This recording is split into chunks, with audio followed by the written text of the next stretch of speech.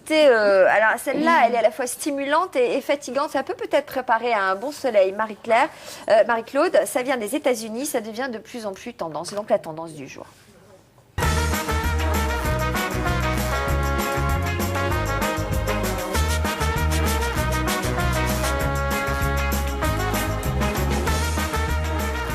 Alors, je ne sais pas si vous avez déjà entendu parler de l'obé rythmé. Ça vous dit quelque chose, Patrick? Pas du tout. L'obésité, hein, non, l'obé rythmé. Certains font du cross avec leur chien ou de l'attelage, mais d'autres pratiquent la danse. C'est une nouvelle activité. Anne-Marie Revol s'est rendue la semaine dernière à une démonstration de danse canine. Plus exactement, c'est cette démonstration d'obé rythmé. Vous allez voir, c'est assez étonnant. On en parle après.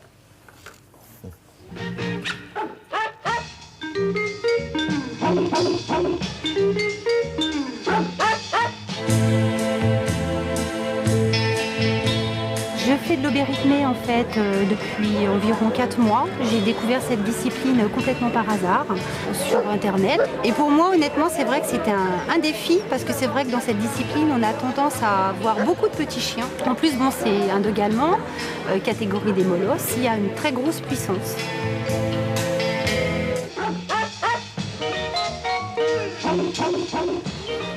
Bonjour. Bonjour.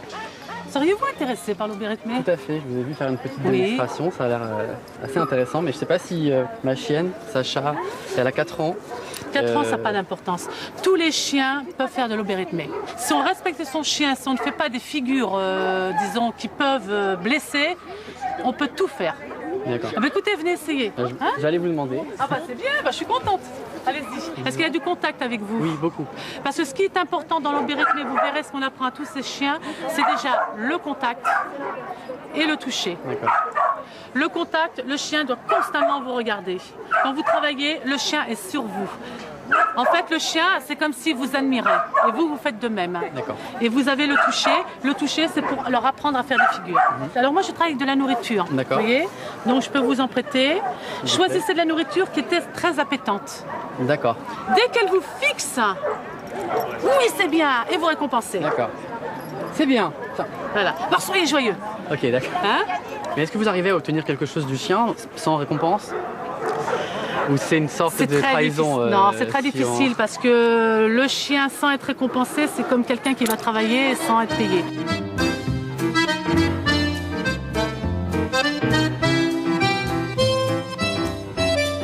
Pour faire une chorégraphie, il suffit d'aimer la musique et d'aimer danser. Et de là découlent eh bien, des pas, des figures sympathiques avec son chien. On va mettre en valeur les qualités naturelles du chien. L'important, c'est de faire quelque chose avec son chien. C'est d'aimer son chien et d'évoluer avec lui, de partager des moments inoubliables. Et en plus, on découvre des choses inestimables. Il apprend à réfléchir, il propose des choses. Vous voyez, c'est une façon aussi de communiquer positivement avec son chien. Si vous travaillez tous les jours, j'en suis sûre que vous pouvez sortir une chorégraphie, une petite chorégraphie simple dans très peu de temps. Ben, je vous remercie. De rien. Ben, écoutez, à bientôt. Hein. D'accord? Au revoir, Sacha.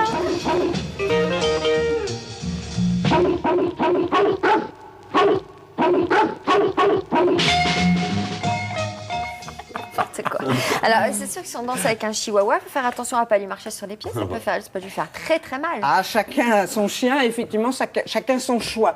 Mais en l'occurrence, bon, c'est vrai que ça fait rire. Moi aussi, ça m'a fait rire. C'est bien pour le chien ou pour le propriétaire, là, cette activité? J'allais dire vraiment, sincèrement, pour les deux. Vous savez, actuellement, on considère que les chiens sont dangereux. Il y a de plus en plus d'anti-chiens. On a une espèce de haine. Là, il y a une vraie complicité. On le voit entre l'animal et le maître. C'est un choix. Ça peut être fait à tous les âges, avec toutes les races. C'est certes ridicule, mais il faut assumer le ridicule. Ça, c'est ridicule. Parfois, hein, au départ, voilà. Et moi, je trouve, j'allais dire, moi, je n'aurais pas osé. Ça, c'est des danses de salon. Je n'aurais pas osé, mais je crois d'ailleurs qu'on va en parler avec quelqu'un là au téléphone. C'est assez étonnant à faire. Et quand on a osé, finalement, vous avez vu, c'est drôle. Et le chien, après, obéissance rythmée, c'est ça, rythmé, obéissance. Et ça, c'est fondamental. Quand vous arrivez à faire ça avec votre chien, c'est qu'il est très obéissant. Il sait faire assis, couché, tout ce que l'on voudrait qu'il soit comme chien citoyen. Et en derrière, il obéit. Et après, il se rythme. Là, c'est un rêve. Voilà. Patrick, dans votre galerie de personnages à la cigale tous les soirs dans votre spectacle, il n'y a pas d'animaux, hein? Si, il y a une lion à la fin. Ah, c'est vrai qu'il y a le lion Il y a un petit lion du petit cirque, mais qui est bien, on l'imagine un petit peu comme ça, avec une crinière un peu décrépite. Et, quand il y avait ces petits cirques qui venaient dans les quartiers, quoi. Et donc, voilà, quoi. Et moi, je dis que le mien, ça faisait depuis tellement longtemps qu'il était à Marseille, qu'il rugissait avec l'accent. Mais c'était bizarre de voir des animaux comme ça dans une cité. Comment il faisait avec l'accent? Voilà, c'est ça. Alors, figurez-vous que dans cette histoire d'aubé rythmé, il y a des concours et il y a des juges de compétition. On va voir Jacqueline en ligne qui pratique elle aussi ce sport. Jacqueline, bonjour. Bonjour. Alors, vous pratiquez depuis combien de temps cette activité, l'aubé rythmé? Alors, c'est une activité qui est arrivée l'année dernière en France. Oui. Donc, l'année dernière, on a eu les premiers stages pour former les juges. Et les premiers concours, on en a eu 2 l'année dernière seulement, mais l'évolution de la discipline est arrivée cette année seulement. Et vous jugez quoi alors? Et vous?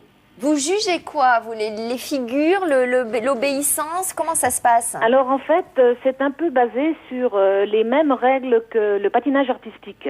Voilà. C'est-à-dire qu'il y a un juge soviétique, un juge anglais, Voilà. un juge Il y a une note technique. Non, il y a une figure technique et une figure artistique, et c'est ça Et l'intérêt. une allure générale. D'accord. Et aussi, alors donc c'est 3 critères, partie technique, partie artistique et allure générale. D'accord. Ça se pratique en costume? Marie Monture peut poser la question. Ou allure du chien, ou des deux? Oui, dans la partie artistique, on regarde à ce que le costume soit bien associé à la musique et à la chorégraphie, quoi. Le costume du maître, alors? Le costume du maître, oui, tout à fait. Bien. Et il y a de plus en plus d'adeptes? Alors, on a de plus en plus d'adeptes. Cette année, nous sommes environ 350.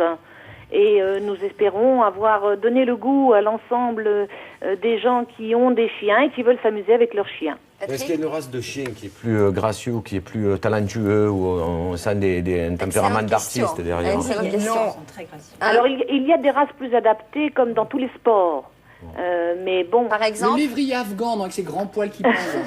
Non, mais c'est bon, c'est majestueux, un lévrier. Donc, j'imagine s'il danse comme ça, c'est mieux qu'un chien sans poils. Oui, mais ça dépend de la complicité entre le maître et le chien. C'est là-dessus qu'il faut insister très longuement. Peu importe finalement l'esthétique, peu importe. C'est vraiment la complicité. Vous avez vu ce gros dog allemand. Et ça les tient vraiment. Donc, en fait, il pourrait y avoir des races prédisposées, mais c'est pas ça l'intérêt. L'intérêt, c'est plus ça. Moi, je crois qu'il faut faire attention à ne pas tomber parfois, je pense que vous seriez d'accord, avec justement les Américains qui en font trop, qui font par contre des compétitions parfois un peu hard et qui obligent l'animal à être... J'entends hard, c'est-à-dire vraiment des figures qui sont lourdes pour l'animal, qui peuvent mettre aussi des paillettes, qui peuvent mettre des casquettes aux chiens, qui peuvent le ridiculiser. Moi, j'ai en France, on ne peut pas habiller le chien.